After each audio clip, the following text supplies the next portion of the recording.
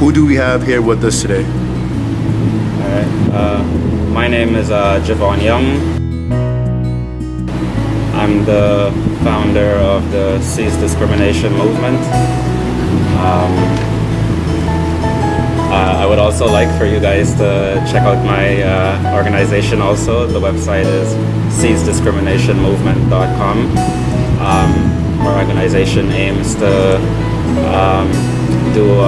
generate funding to do nonprofit work in financially challenged countries, and I would like if you can check out the organization and support our endeavors. Thank you. You're welcome. You're welcome. Okay.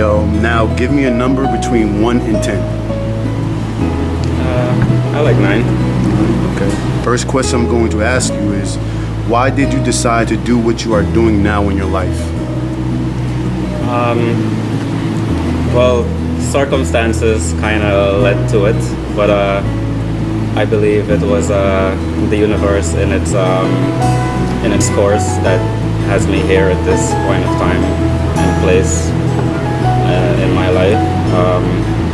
That being said, I do love the job that I do, being here, being able to work here in this environment with a lot of the people that I work with.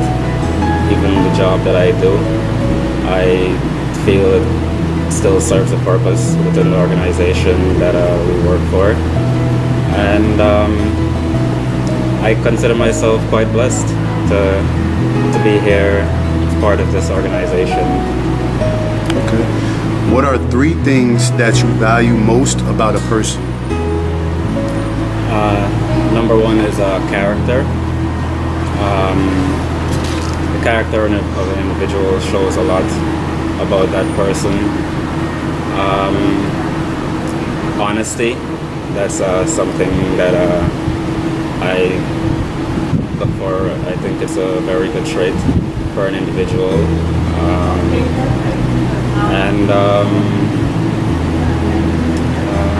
What else?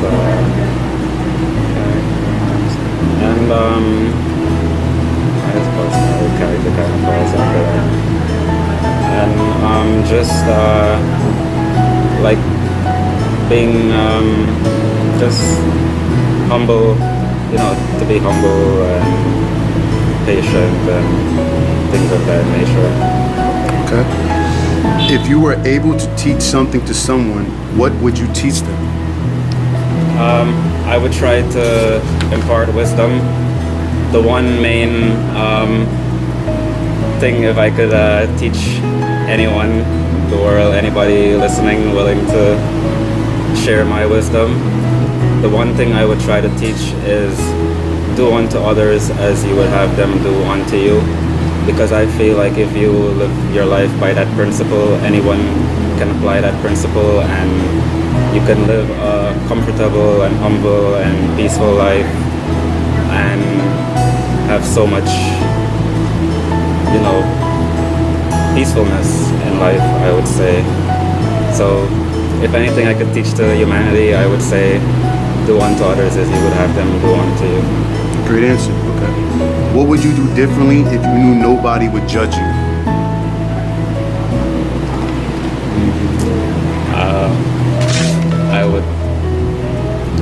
What would I do differently? I would probably try to push harder for my humanitarian organization, and maybe try to grow. I don't know, that's quite an interesting question, because there's like so much things that, an individual, it would affect an individual by the way how other persons perceives you, where it can affect your, psyche in a sense, the individual itself, in so many different ways. But I suppose from my personal experience, if I could do it differently, I would try to, I would probably have more at that time, I would have had more confidence in myself, I suppose. and things of that nature. But sometimes I guess we go through experiences to learn and to help us grow. And perhaps all human, we all go through our different obstacles and our different paths in order to gain more wisdom and to grow as we go through this experience.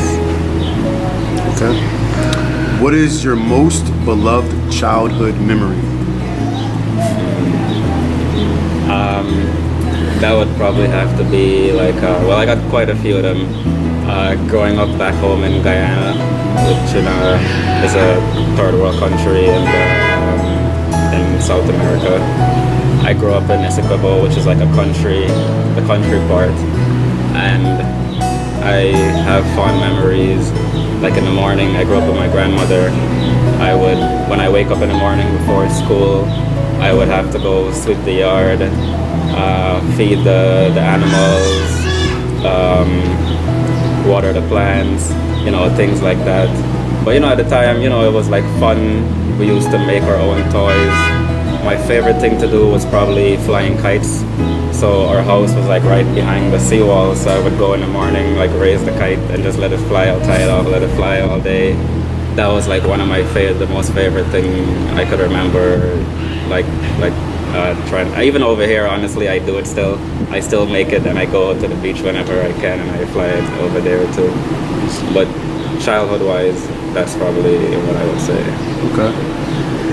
If you had the opportunity to get a message across to a large group of people, what would your message be? Do unto others as you would have them do unto you. That is the one message throughout, even for my organization, for the goal that I'm trying to attain with the Cease Discrimination movement. Please go to the website and support. I have a bracelet for the organization with our logo on the website. We sell it for $2 now, but this is part of the money generated from the sale of the bracelets, the t-shirts, and we're working on adding other merchandise. It's going to go towards building and growing the organization, establishing libraries, recreational centers, medical centers, like food shelters and things of that nature. And that's probably the most important thing I would like to have accomplished throughout my life. And the only way I feel like I can bring that wisdom to humanity and we can actually grow as a group of people instead of being segregated. How we segregate ourselves, all we're doing when we separate ourselves is causing more animosity and segregating ourselves. So I feel like if we can apply that simple principle and live all of our lives just by that simple principle, just that one. You don't need all the other, things that we worry ourselves about, that society tells us that, oh, we need to do this, we need to do that. And I feel that can cause a shift among humanity and help us to overcome. And that's my goal I would love to see being accomplished within humanity. What inspired you, or who inspired you to want to do this organization? Come on. It was something from since childhood. Growing up back in Guyana, I grew up very kind of poor with my grandmother, and even though I was still fortunate than a lot of my peers and stuff, my peers, I was able to experience having friends that were really poor, friends that couldn't even afford shoes, clothes and things like that.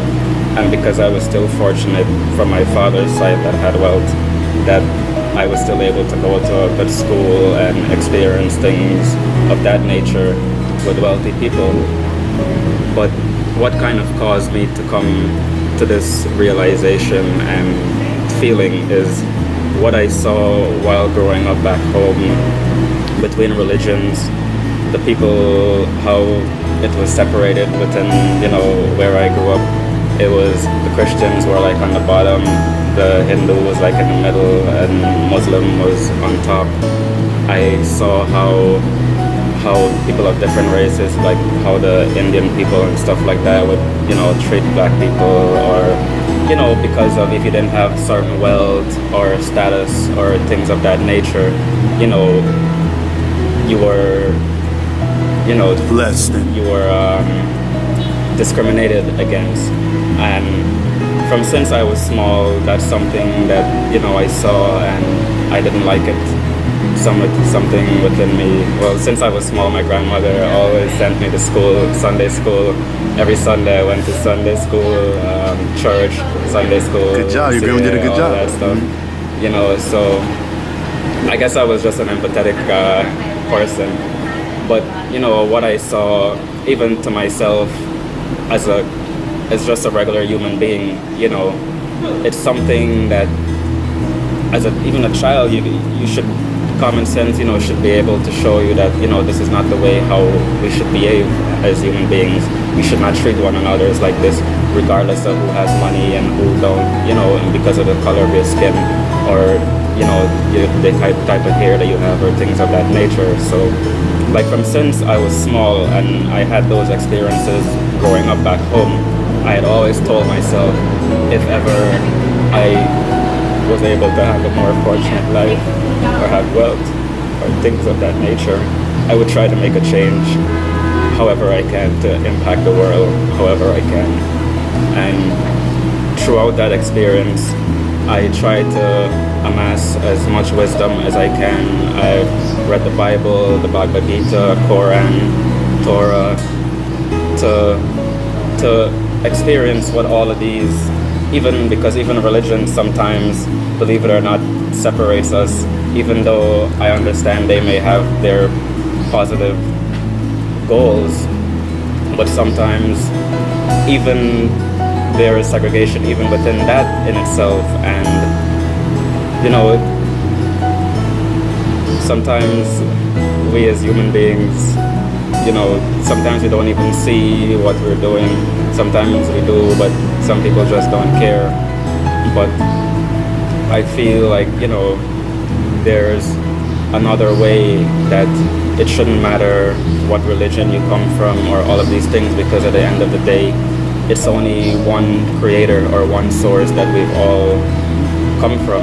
And that by itself should tell you, that we're all one regardless, And I feel like, as human beings, we are at a point now where we have the intelligence.